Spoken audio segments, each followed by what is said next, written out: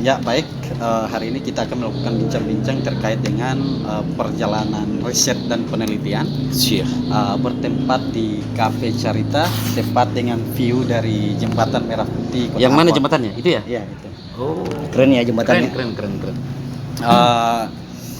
Saya akan memulai dari ketua tim sekaligus ketua LP2M YIN Parepare. Bagaimana kesan perjalanan di di Kepulauan Maluku, dimulai dari Kota Ambon kemudian ke Pulau Seram, apa yang didapat? Oke, terima kasih Pak Rustam. Ya. Sekira perjalanan ini sesungguhnya substansinya adalah riset. Pada tahun lalu ketika teman-teman yang sudah riset dari sini, yaitu Pak Majdi dan Pak Islamul Haq, bercerita terkait dengan banyak hal yang masih perlu untuk diungkap melalui kajian-kajian ilmiah. Makanya saya minta Pak Rustam pada saat itu bersama Pak Syafaat agar kita melaksanakan riset di Pulau Seram, dan alhamdulillah saat ini terlaksana dan lumayan dan luar biasa, dinikmati sekali. Mulai dari perjalanan dari Parepare sampai ke Ambon ini, dan yang paling berkesan sesungguhnya ketika tiba di Ambon itu ketika diantar driver, kemudian kita mencoba untuk ya bertanya, menguji terkait dengan pengetahuan yang tentang Ambon, dan cukup bagus khususnya terkait dengan latar belakang konflik sampai kepada perjanjian Malino dan resolusi konflik pasca perjanjian Malino itu. Dan ya kami sampai berkelakar dengan Pak Doktor karena kami naik mobil penumpang juga dari Parepare ke bandara, dan ada dua gambaran driver yang cukup berbeda. Satu membanggakan kekurangan yang sesuatu yang kurang, ya itu ugal-ugalannya, dan satunya kemudian bercerita banyak terkait dengan pengalamannya selama di sini. Saya kira itu kesan pertama tiba di Ambon, dan banyak sekali pengalaman-pengalaman yang lain yang di kota Ambon ini kami rasakan. Oke baik, saya mau ke Pak Dr. Syafaat, anggota peneliti juga sekaligus ketua prodi hukum tata negara. Saya mungkin tidak kekesan dulu bagaimana dengan karena tadi ketua tim sudah menjelaskan jauh terkait dengan dan juga melibatkan Pak Syafaat di dalam pengalamannya tadi. Saya ingin bagaimana ketika sampai tiba di Kota Ambon yang memang latar belakangnya itu berangkat dari konflik. Mungkin sebelum tiba sudah ada bayang-bayang seperti apa, dan sampai di sini apa yang dirasakan. Oh baik, terima kasih Pak Rustam. Pertama, sebuah kesyukuran saya dilibatkan di dalam tim riset ini karena ada berkah tersendiri yang saya dapatkan, khususnya di bidang keilmuan saya di bidang hukum tata negara. Karena pada saat kita keluar dari bandara, itu kita mendapatkan driver seperti yang disampaikan Pak Dr. Ali Rusdi tadi. Kita mendapatkan driver yang ternyata driver itu tahu banyak tentang Ambon dan Maluku. Dan salah satu hal yang saya temukan di situ terkait dengan kekhasan dari sistem pemilihan kepala daerah khususnya di Provinsi Maluku. Saya kira itu keberkahan pertama yang saya dapatkan. Begitu. Bisa jadi riset riset baru. Nah itu menjadi sebuah inspirasi bagi saya di dalam melakukan penelitian lebih lanjut tentang sistem pemilihan kepala daerah itu. Berbasis moderasi beragama. Yang berbasis moderasi beragama atau resolusi konflik. Iya, karena punya ada di situ. Iya. Karena memang kalau moderasi beragama, karena memang kerukunan umat beragama di Kota Ambon atau Provinsi Maluku secara keseluruhan mungkin pasca konflik itu ya setelah perjanjian Malino itu memang di situ sudah ada distingsi terkait dengan bagaimana pemilihan kepala daerah, sampai kepada ada beberapa perda juga yang mengkhususkan untuk agar toleransi itu tetap dijunjung tinggi. Betul. Oke, saya mungkin ke Pak Dr. Ali Rusdi selaku ketua tim peneliti. Kita berlanjut ke Pulau Seram dan tiba di kampung IHA atau di desa IHA, Negeri IHA ya. negeri IHA, yang akan kita teliti itu terkait dengan perjanjian sewa nyewa. Ternyata tadi disampaikan ternyata ada banyak yang didapat Ya. juga. Kira-kira apa yang memang harus digali dan perlu dijadikan sebagai satu topik untuk penelitian ataukah mungkin artikel. Oke, perjalanan ke negeri IHA ini saya kira menarik ya. Sebetulnya kalau saya secara pribadi memang punya ada sedikit trauma terkait dengan laut. Ketika kan perjalanan ke Labengki dulu, ya ke pulau yang ada di Kendari, dan ada sedikit insiden terkait dengan kapal, dan alhamdulillah perjalanan lancar. Tiba di sana saya kira banyak hal yang cukup menarik, yaitu integrasi antara hukum negara, hukum adat dan hukum Islam itu bisa berjalan dengan baik dan harmonis. Saya kira ini yang catatan yang penting dalam segala aspek, bukan cuma aspek yang awalnya kita akan meneliti terkait dengan perjanjian cengkeh saja dalam 3 kacamata tadi, tapi ternyata dalam perjalanan kita melakukan riset itu banyak sekali hal-hal yang perlu dieksplorasi terkait dengan 3 unsur tadi. Bagaimana harmonisasi antara hukum Islam, adat dan dengan hukum positif atau hukum negara ini berjalan secara bersamaan. Mulai dari kita melihat, saya lebih fokus kepada bagaimana hukum Islam itu hidup di sana, yaitu penerapan beberapa kejahatan-kejahatan yang diberikan sanksi khusus yang identik dengan hukum Islam seperti cambuk. Dan kita bisa melihat berapa orang-orang yang sudah dicambuk itu kemudian kita tanyakan, dan memang mereka menganggap bahwa efek jerah yang luar biasa terkait dengan ini. Dan pastinya tidak ada dendam ya. Ya, yang menarik justru kalau saya bandingkan dengan penjatuhan atau pelaksanaan hukuman eksekusi cambuk yang ada di Aceh, di sini justru dilaksanakan secara terbuka. Artinya bahwa baik yang disanksi itu adalah dengan membuka baju, maupun yang melakukan eksekutornya juga tidak disembunyikan inisialnya, bahkan identitasnya sangat jelas, dan melakukan pukulannya juga bukan gini, memang bisa dengan kekuatan penuh. Dan itu terbukti beberapa yang kita lihat orang-orang yang sudah dicambuk itu memang bekasnya ada, dan ketika kita tanyakan mereka menganggap bahwa tidak ada dendam sama sekali terkait dengan hal itu, dan belum ada insiden bahwa setelah dilakukan eksekusi itu ada dendam yang kemudian membalaskan dendamnya ke eksekutornya. Ini yang saya kira menarik. Belum lagi ketika pertemuan kita dengan raja, rajanya saya lihat itu sangat moderat ya. Artinya kita tidak mindset saya ketika masuk raja itu mungkin akan melakukan beberapa ritual-ritual sebelum masuk. Ada prosesi-prosesi, ada tata krama yang khusus mungkin mulai dari jalannya dan sebagainya. Tapi saya lihat justru tidak ada. Raja posisinya di sini adalah bukan makna lebih ke simbolik, tetapi memang kepada substansi bahwa pengendali dari masyarakat adat. Ya, kemasyarakatan, sehingga titahnya ketika sudah disampaikan dan itu juga dari hasil dari bawah itu harus dilaksanakan. Ini yang saya kira menarik. Belum lagi dalam pendekatan sosial keagamaan yang kita lihat memang agak banyak berbeda dengan sosial keagamaan yang ada di masyarakat kita di perkotaan maupun di Sulawesi Barat. Meskipun kalau saya tarik benangnya, ini pelaksanaan ibadahnya, zikirnya itu sangat identik dengan apa yang dilaksanakan banyak di daerah Polman, khususnya daerah Pembusuang. Nah, dan ketika ditarik lagi ke sejarah dari misalnya dari bapaknya Pak Rustam sendiri juga mengatakan bahwa itu juga penyebabnya banyak dari Pembusuang, salah satunya adalah keluarga dari Imam Lapeo, kan begitu. Nah, inilah yang kemudian menarik. Dan yang menarik dari situ semua lagi adalah pemisahan antara masjid laki-laki dan perempuan. Masjid laki-laki dan perempuan.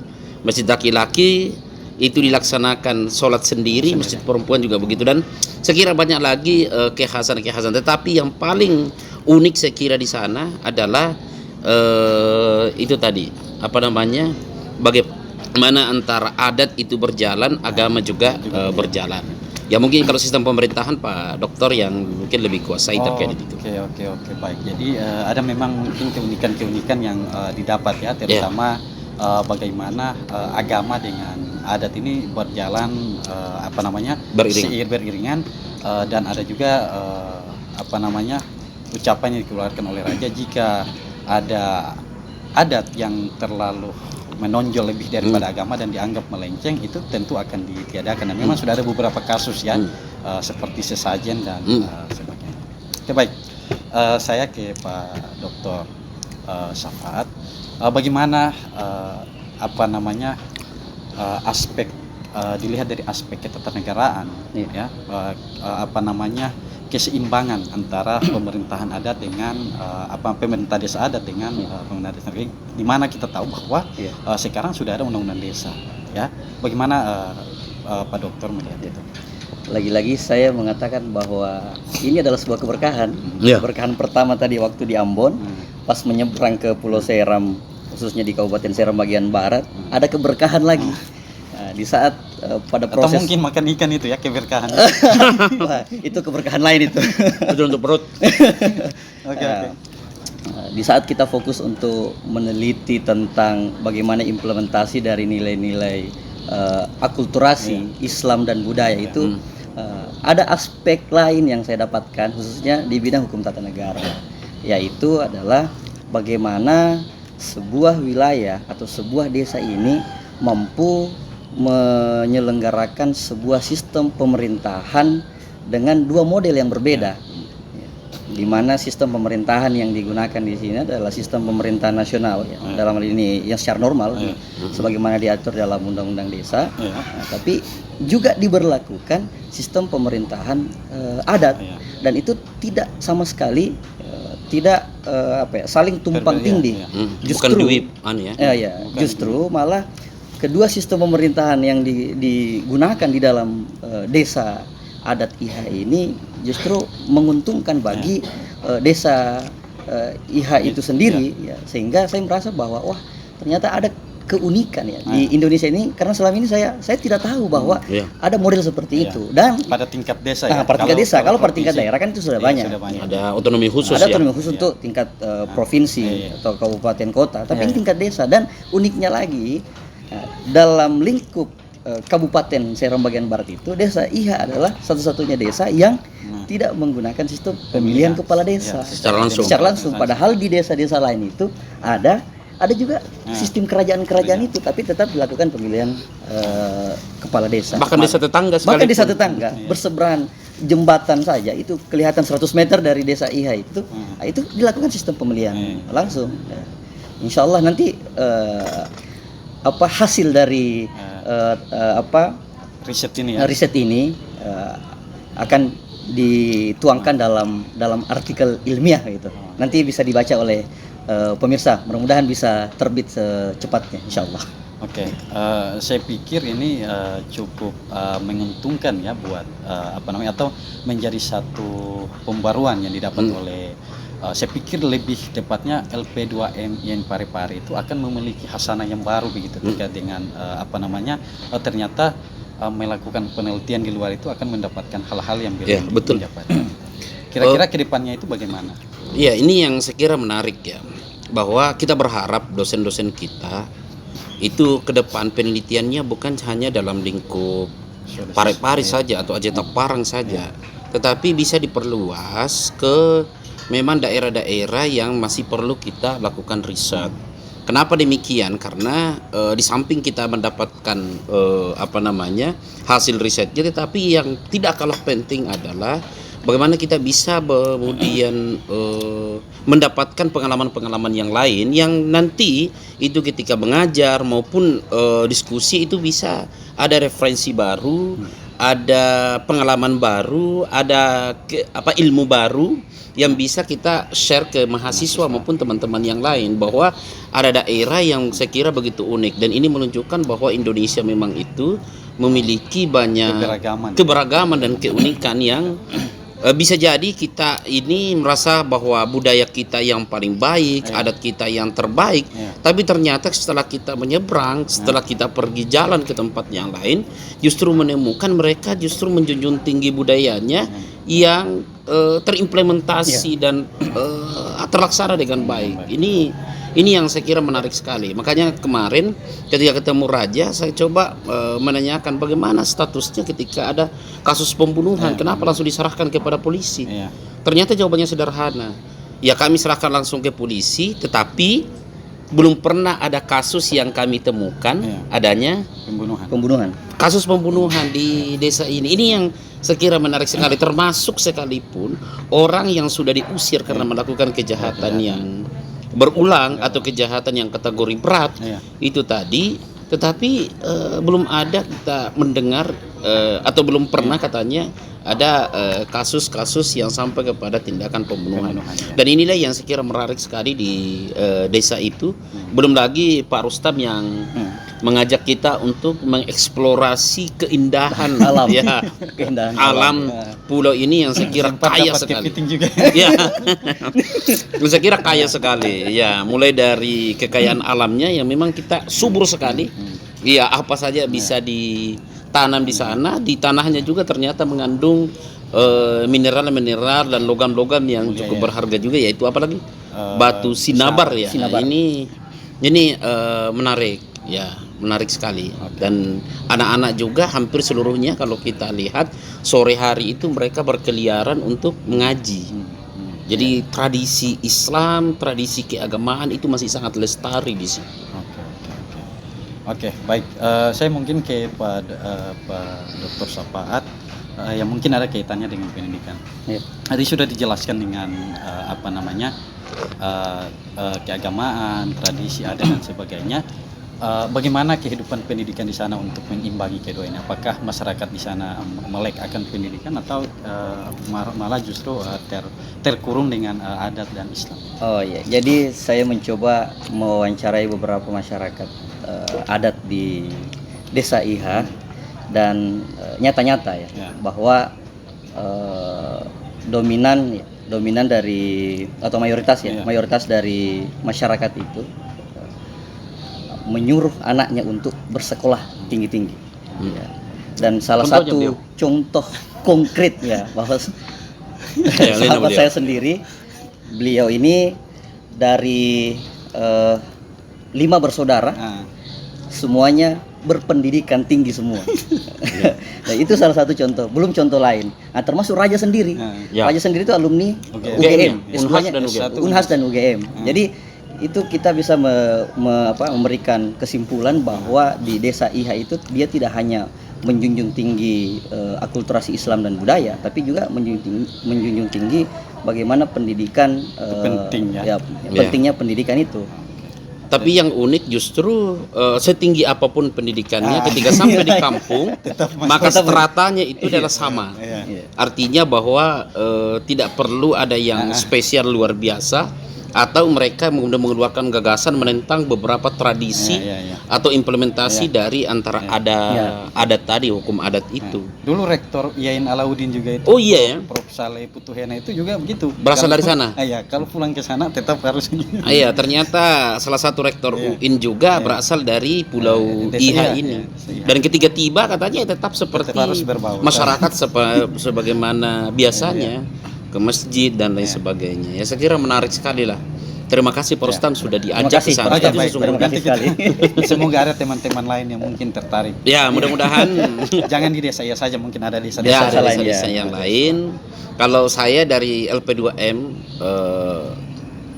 betul-betul berharap bahwa dosen ke depan ayolah keluar, jangan hanya ini terus yang berputar-putar, kita teliti sehingga referensi kita juga bisa berkembang ya.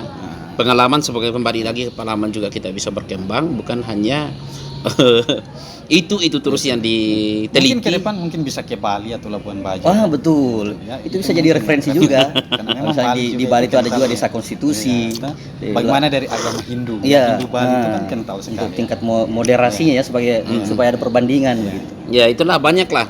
Artinya bahwa kita juga rasional bahwa kemampuan anggaran dari LP2M juga terbatas. Iya. Tetapi bukan berarti bahwa Tidak bisa ya? tidak bisa karena dana apalagi sekarang dengan sistem berbasis SBK itu memudahkan kita untuk melakukan riset. Mungkin kreativitas dari peneliti itu sendiri ya, peneliti. bagaimana dia bisa Makanya saya merancang sampaikan ke teman-teman bahwa mungkin kiranya ke depan itu kita bisa melaksanakan riset, keluarlah dari komunitas kita di Parepare untuk mencari tema-tema riset Ya. yang mungkin lebih menarik. Berkaitan mungkin dengan akulturasi budaya yang misalnya menjadi tagline daripada apa namanya Iya, Parepare. Kampus. kampus ya, mungkin itu lebih Nah. lebih, dan ketika akreditasi mungkin lebih sinkron. Kita sudah melakukan secara nyata lewat riset. Ya menarik itu memang bahwa akulturasi di Islam dan budaya di sana itu terimplementasi bukan hanya dalam Teori, bentuk ya. kata-kata atau teori, tetapi betul-betul Tindakan. iya dalam bentuk tindakan itu dilaksanakan. Bahkan dalam sholat Jumat juga itu yang Ya, surat Jumat ini yang menarik ini. Ya, tapi Betul. nanti dituangkan dalam artikel itu.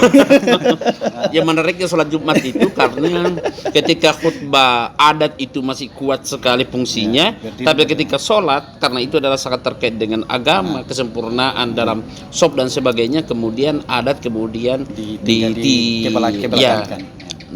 bukan tiadakan, Iya. tidak diberlakukan dalam konteks itu, dan itu saya kira menarik lah. Saya kiranya masih berharap itu bisa kembali ke Pulau Seram sana. Oke, saya mungkin kita sudah berapa menit ini ya. Saya pertanyaan akhir ya, kalimat penutup mungkin saya mulai dari Pak Dr. Sapaat dulu. Apa yang diharapkan dan apa yang didapat dari perjalanan riset ini? Ya. Jadi saya kira yang kita harapkan dari perjalanan penelitian ini bahwa khususnya di Desa Iha, Ya. saya kira Desa Iha ini bisa menjadi laboratorium riset ya, bagi peneliti-peneliti dari IAIN Parepare, karena tidak hanya aspek hukum Islamnya saja atau aspek ketatanegaranya saja yang ada di Desa Iha, keunikan ya.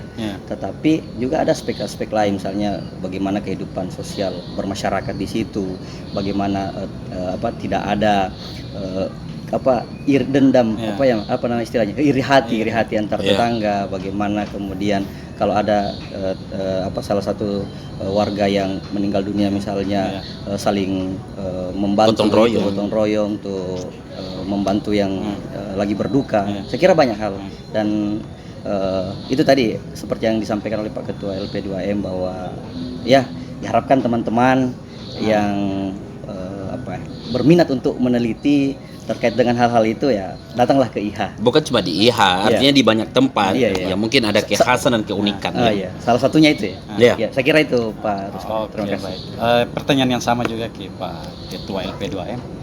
Mungkin bisa diceritakan apa yang didapat selama perjalanan riset ini dan harapan selaku, karena ini kan Ketua LP2M mungkin harapan sekaligus dorongan kepada peneliti-peneliti yang akan meneliti. Oke, sebagaimana yang sudah kita sampaikan tadi bahwa sesungguhnya di samping riset kontrak perjanjian cengkeh itu, tetapi ternyata kita bisa menemukan banyak hal yang jauh lebih unik, yang bisa di riset, dan sesungguhnya kita juga sudah memiliki data terkait dengan itu, tinggal dikembangkan nanti setelah pulang. Jadi bisa jadi riset aslinya itu kita juga olah, tetapi akan ada 2-3 artikel yang akan muncul dari riset-riset yang lain yang kami lakukan selama berada di Pulau Iha. Dan yang paling berkesan memang karena orangnya ramah sekali.